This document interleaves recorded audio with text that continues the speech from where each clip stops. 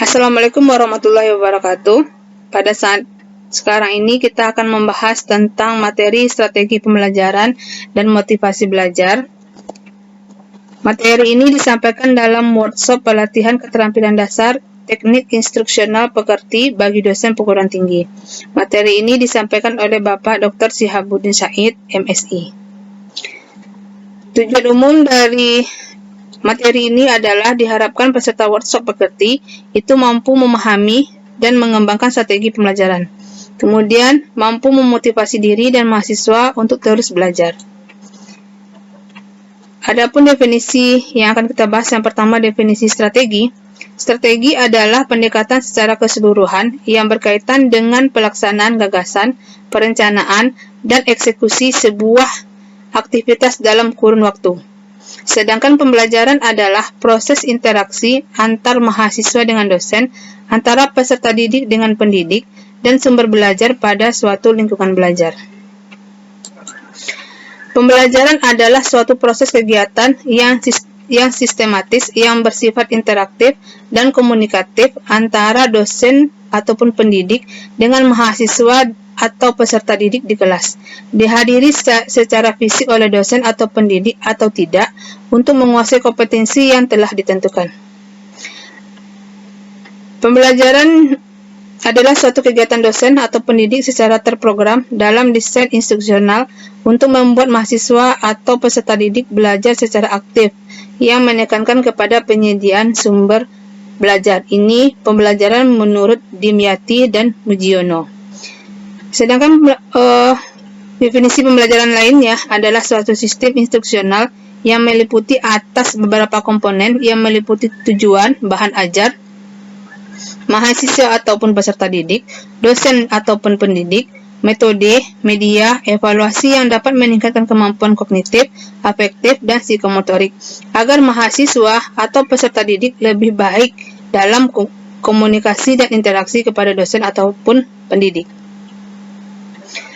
Menurut Dick and Carey, strategi pembelajaran adalah komponen umum dari suatu rangkaian materi dan prosedur pembelajaran yang akan digunakan secara bersama-sama oleh dosen atau pendidik dan mahasiswa atau peserta didik selama proses pembelajaran. Strategi pembelajaran juga merupakan urutan atau suatu pola perilaku dosen atau pendidik untuk dapat mengakomodasi semua variabel pembelajaran secara sadar dan sistematis. Kemudian menurut Suparman, strategi pembelajaran merupakan gabungan dari beberapa rangkaian kegiatan, cara mengorganisasikan materi pembelajaran kepada mahasiswa ataupun peserta didik, dengan menggunakan peralatan dan waktu yang digunakan untuk proses pembelajaran dalam mencapai kegiatan pembelajaran yang telah ditentukan. Definisi lainnya adalah pendekatan secara menyeluruh dalam suatu sistem pembelajaran yang berupa pedoman umum dan kerangka kegiatan yang mencapai tujuan umum pembelajaran, yang melukiskan prosedur yang sistematis dalam membantu usaha belajar mahasiswa atau peserta didik, mengorganisasikan pengalaman belajar, mengatur dan merencanakan bahan ajar, dan mencapai tujuan pembelajaran tertentu. Strategi belajar menurut Damayah adalah merupakan pengorganisasian isi pelajaran, menyampaikan pelajaran, dan pengelolaan kegiatan pembelajaran dengan menggunakan berbagai sumber belajar yang digunakan oleh dosen atau pendidik guna menunjang terciptanya proses pembelajaran yang efektif dan efisien. Maka, dari beberapa pendapat di atas bisa diambil kesimpulan, strategi pembelajaran merupakan suatu prosedur pembelajaran dalam membantu usaha belajar mahasiswa atau peserta didik, mengorganisasikan pengalaman belajar, mengatur dan merencanakan bahan ajar agar tercipta proses pembelajaran yang lebih efektif, efisien untuk mencapai tujuan pembelajaran. Sekarang kita masuk ke pentingnya strategi pembelajaran. Strategi pembelajaran itu sangat penting, di mana yang pertama bisa memberikan rumusan acuan kegiatan pembelajaran. Yang kedua, mencapai tujuan pembelajaran. Yang ketiga, menarik minat belajar peserta didik. Selanjutnya, memotivasi, mendorong, menggerakkan, membimbing, dan mengarahkan peserta didik. Itu adalah strategi pembelajaran.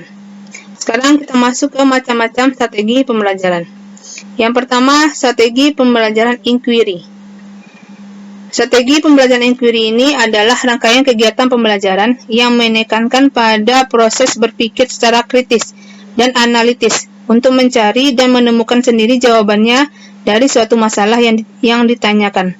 Proses berpikir ini biasa dilakukan melalui tanya jawab antara dosen dengan mahasiswa. Selanjutnya, strategi pembelajaran ekspositori, yaitu strategi pembelajaran yang menekankan pada proses pemberian pengetahuan atau materi yang diberikan secara lisan ataupun verbal oleh dosen kepada mahasiswa yang ingin membantu mahasiswa agar menguasai materi pembelajaran secara optimal dan efektif. Karena dalam sistem ini dosen menyajikan dalam bentuk yang telah dipersiapkan secara rapi, sistematik, dan lengkap sehingga mahasiswa tinggal menyimak dan mencerna saja secara tertib dan teratur. Selanjutnya, strategi pembelajaran berbasis masalah. Strategi pembelajaran yang memadukan beberapa kegiatan pembelajaran yang menunjukkan pada proses pemecahan masalah ilmiah. SPBM didasarkan pada psikologi kognitif yang dapat dibebaskan dari asumsi bahwa belajar adalah proses mengubah perilaku melalui pengalaman. Selanjutnya, strategi pembelajaran kooperatif, di mana metode pembelajaran jenis ini merupakan rangkaian kegiatan pembelajaran yang dilakukan oleh mahasiswa dalam kelompok tertentu untuk mencapai rumusan tujuan pembelajaran. Strategi sistem pembelajaran kooperatif menggunakan kelompok kecil atau tim yang terdiri dari 4-6 orang yang memiliki latar belakang yang berbeda, baik secara akademis, ras, agama, ataupun gender. Atau model pembelajaran kelompok adalah rangkaian kegiatan pembelajaran yang dilakukan oleh mahasiswa dalam kelompok-kelompok tertentu untuk mencapai tujuan pembelajaran yang telah dirumuskan. Adapun sistem penilaian dilakukan terhadap kelompok akan memperoleh penghargaan atau reward jika kelompok tersebut menunjukkan prestasi yang dipersyaratkan. Selanjutnya, strategi pembelajaran peningkatan keterampilan berpikir, di mana strategi ini diterapkan untuk mengutamakan kemampuan berpikir mahasiswa. Materi yang disajikan dapat berupa membimbing mahasiswa melalui proses menemukan konsep sendiri yang harus dikuasai oleh mahasiswa dengan cara terus-menerus melalui proses dialog dan menggunakan pengalaman mahasiswa. Agar strategi pembelajaran yang diterapkan oleh para dosen dapat berjalan maksimal, pentingnya pihak lembaga pendidikan meningkatkan sarana dan prasarana yang ada di sekolah dengan mengembangkan perpustakaan, renovasi kelas, hingga memberikan pelatihan kepada dosen ataupun pendidik. Karakteristik proses pembelajaran yang pertama itu interaktif, kemudian inspiratif, kemudian menyenangkan, menantang, memotivasi peserta didik untuk aktif, serta memberikan ruang yang cukup bagi prakarsa, kreativitas, dan kemandirian sesuai dengan bakat, minat, dan kemampuan fisik serta psikologis peserta didik. Pembelajaran adalah proses interaksi antar peserta didik, peserta didik dengan pendidik, dan sumber belajar pada suatu lingkungan belajar. Pendekatan pembelajaran adalah orientasi arah pandang atau cara pandang pendidik dan peserta didik terhadap pembelajaran untuk mencapai tujuan pembelajaran. Contohnya, pendidik memandang bahwa dalam pembelajaran peserta didik harus kooperatif, maka muncullah pendekatan kooperatif. Adapun model pembelajaran adalah proses belajar atau gambaran pembelajaran serta peserta didik dari awal sampai akhir pembelajaran yang ditandai dengan langkah-langkah spesifik. Misalnya, contoh pembelajaran kooperatif. Adapun strategi pembelajaran adalah rencana kegiatan yang disusun agar tujuan tercapai secara efektif dan efisien. Metode pembelajaran adalah cara pendidik menyampaikan atau memfasilitasi peserta didik untuk memperoleh pengetahuan atau keterampilan tertentu atau cara yang digunakan untuk mengimplementasikan rencana dalam bentuk kegiatannya. Contoh, pengamatan, eksperimen, ceramah, dan lain-lain. Selanjutnya, teknik pembelajaran. Teknik pembelajaran adalah cara pendidik menyampaikan suatu pendidik menyampaikan atau memfasilitasi peserta didik untuk memperoleh pengetahuan atau keterampilan tertentu melalui metode pembelajaran tertentu atau cara yang digunakan untuk mengimplementasikan suatu metode. Contoh, teknik presentasi pada kelompok dalam metode presentasi. Adapun taktik pembelajaran adalah gaya mengajar pendidik yang khas dalam melaksanakan metode atau teknik tertentu. Contoh, siang hari guru mengajar dengan ceramah yang penuh humoris. Kemudian adapun menurut Bloom dan Cutworth, dalam belajar mahasiswa harus menguasai 3 ranah, yaitu ranah kognitif, psikomotorik, dan afektif. Ranah kognitif itu ada 6 tingkatan, yaitunya pengetahuan, pemahaman, aplikasi, analisis, sintesis, dan evaluasi. Sedangkan untuk ranah psikomotor itu ada 5 tingkatan. Apa itu? Yaitu peniruan, penggunaan, ketepatan, rangkaian, dan naturalisasi. Kemudian ranah afektif itu ada 5 tingkatan, yaitu pengenalan, merespon, penghargaan, mengorganisasian, dan pengalaman. Selanjutnya, motivasi belajar di perguruan tinggi. Pengertian motivasi itu adalah menggerakkan kondisi yang dapat menimbulkan perilaku, yang dapat mengarahkan perilaku, yang dapat mempertahankan intensitas perilaku. Motivasi bisa dikatakan kekuatan atau energi seseorang yang dapat menimbulkan tingkat eksistensi dan entusiasme dalam melaksanakan suatu kegiatan, baik yang bersumber dari dalam diri individu itu sendiri maupun yang dari luar individu itu sendiri. Seberapa kuat motivasi yang dimiliki individu akan banyak menentukan terhadap kualitas perilaku yang ditampilkannya, baik dalam konteks belajar, bekerja, maupun dalam konteks kehidupan lainnya. Motivasi merupakan modal yang sangat penting untuk belajar. Tanpa ada motivasi, proses belajar akan kurang berhasil. Meskipun seseorang memiliki kecakapan yang tinggi, mahasiswa atau siswa akan kurang berhasil dalam belajar jika motivasinya lemah.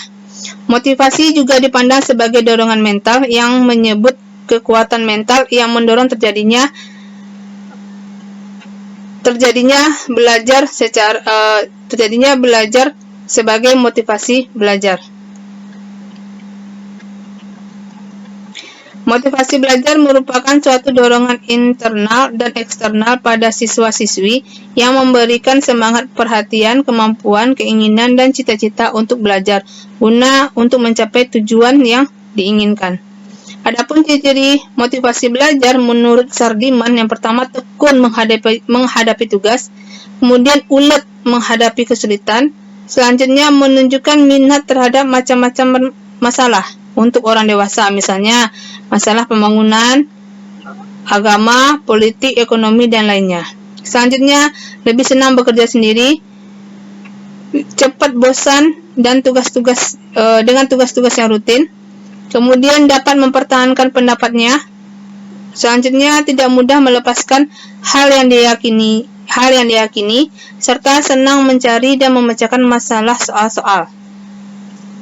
Adapun analisis hasil kerja yang rendah, di mana prestasi belajar rendah itu belum menguasai pengetahuan atau keterampilan yang telah disampaikan. Yang kedua, sifat atau struktur tugas yang sulit atau tidak menyenangkan. Selanjutnya, konsekuensi negatif pelaksanaan suatu tugas. Selanjutnya, jarang berlatih menggunakan keterampilan tersebut.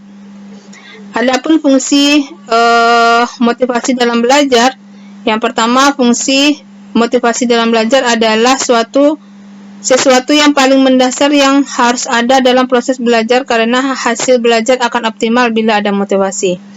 Kemudian, motivasi selalu bertalian dengan suatu tujuan.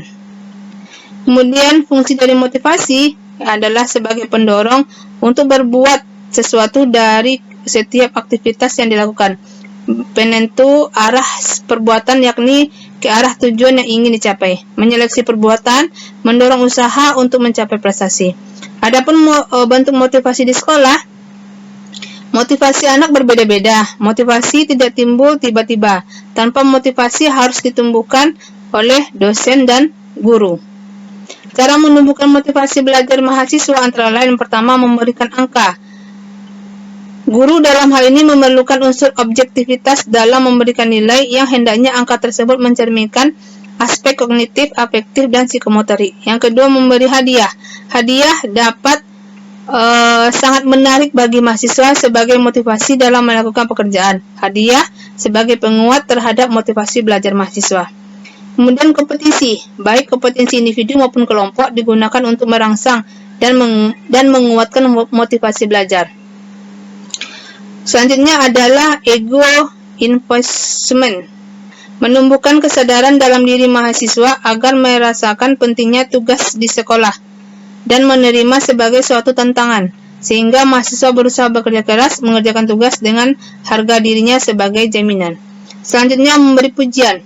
Secara psikolog, seseorang pasti akan lebih senang dipuji daripada dilecehkan. Yang perlu diperhatikan adalah kualitas pujian, hendaknya layak dengan situasi prestasi yang dicapai dan tidak berlebihan dalam memberikan pujian. Adapun teori motivasi yang pertama, motivasi dan penguat.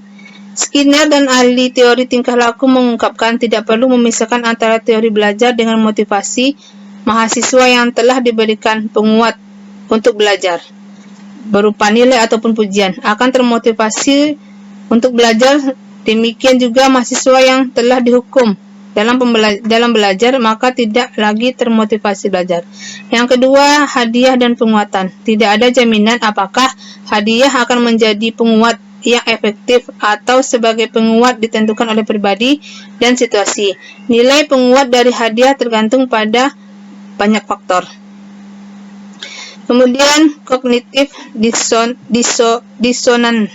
Teori yang menerangkan tentang tingkah laku seseorang dengan memberi alasan untuk menunjukkan bahwa dirinya positif. Teori ini berpegang bahwa orang akan marah atau tidak senang jika nilai kepercayaannya ditentang oleh tingkah laku yang secara psikologi tidak konsisten. Untuk mengatasi ketidakkesenangan mereka, mengubah tingkah lakunya menjadi alasan yang kira-kira masuk akal.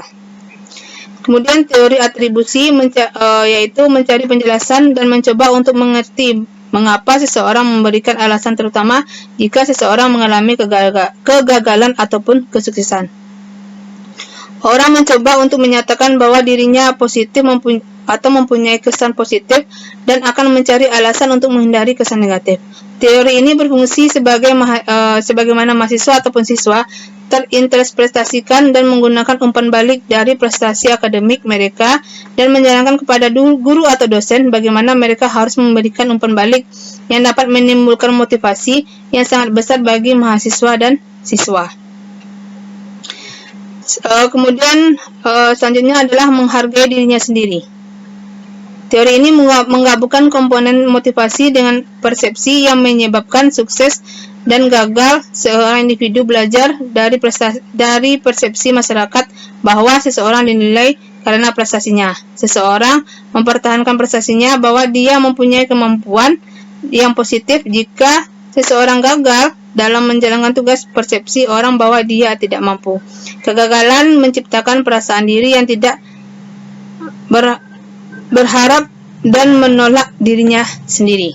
Oke, demikianlah pemaparan materi pada saat sekarang ini. Saya akhiri pertemuan ini. Billahi taufiq wal hidayah. Assalamualaikum warahmatullahi wabarakatuh.